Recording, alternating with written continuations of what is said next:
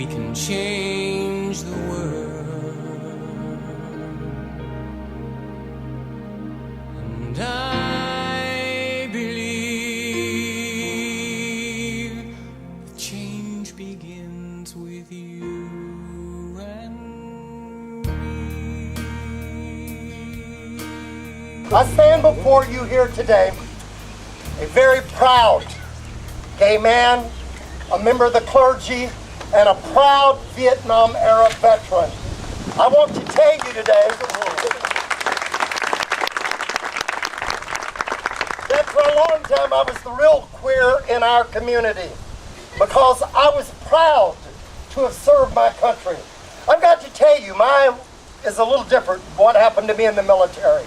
You've got to remember, during the Vietnam War, there were they wanted bodies, and they would ignore people who were gay. I know I had friends who I saw it in their files, probably homosexual, but back then they wanted bodies. Well, when I finally received my draft notice from Mobile, Alabama, my gay friends asked me, said, "Are you going to check the magic block?" And I said, "What magic block?" And they said, "Right under tuberculosis and cancer is practicing homosexual." I said, "Absolutely not, I'm not practicing anymore." I said, "I am a homosexual."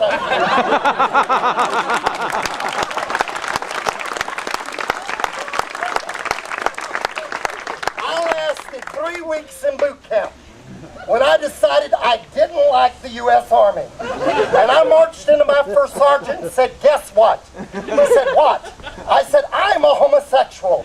He just laughed. He said, "You're the 15th homosexual I've had in here today."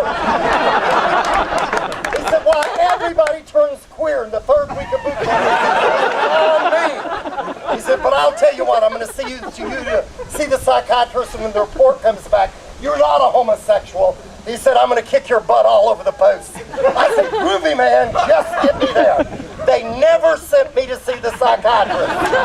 I ended up with a top secret NATO crypto clearance as a cryptographer in the U.S. Army and would have died for my country if they asked me to.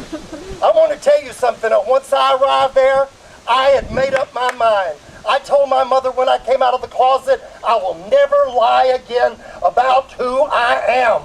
And when I went into the military, I want to tell you, in my unit, right off the bat, I had a sense of humor. I was the oldest private there. I was drafted just before my 26th birthday.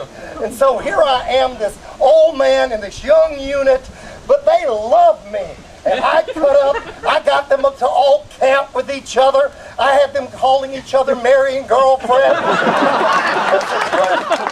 heard the lieutenant talking to the general on our base saying, "Girlfriend." That was what transpired and happened with me. When I came out of the military, and I want to tell you that I came out with my discharge, and no problems whatsoever. And I look at that, and friends who knew me when I went in the military said, "Troy Perry went in the military as mild-mannered Clark Kent. But when he came home, he was Superman." And I've got to tell you something, it's really the truth. I'm like these speakers. I love the military. I'm one of those people that looks. Leonard Matlovich was my friend. And I want to tell you something, 2 things about Leonard, because I knew Leonard real well. Number 1, he was just the sweetest man you could ever meet. It was really the truth. And when he first met me, he and I sat down and we talked. And in the middle of the conversation, he said to me, he said, "I'm a Mormon and I'm a Republican." And I said, "Don't tell anybody that." I said, "Whatever you do, don't do it. They will call you a pervert in our community." But we joked, and it was really true. He was that conservative. He had been, being in the military, he was very, very conservative. But this sweet, sweet man, this man who cared about other people, he was thrust in some ways into the spotlight. Leonard in some ways was not prepared. It was unbelievable. And when all of that transpired and happened, he and I would talk on the telephone. I have this wonderful picture of he and I together where we're telling a joke and laughing. And I printed it, had it printed in my book, Don't Be Afraid Anymore, in the photographs there, because I loved this sweet man. He had courage, like all of these who have been in the military, who have fought for all of our freedoms. when David Mixter was here earlier, like he said, David's one of my oldest friends too, and he's the pacifist, and I'm the person who's always taken up for the military. You know, it's amazing to me as I look, at Leonard, how courage he had, the courage. He traveled with us. I was one of those 4 people that we traveled the nation, raising money for the Briggs Initiative in the state of California. He would speak about being in the military. He would get up and he would talk about it. You know, I want to let you know something.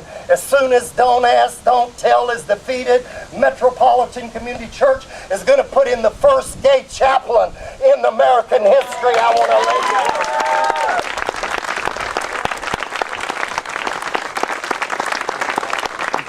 One of the things that I think our community has to learn sometimes is we can be patriotic without being nationalistic. There's a difference for me. Being patriotic means, yes, my heart still bursts when we hear the Star-Spangled Banner. Earlier I was singing along with the guys as they sang with it.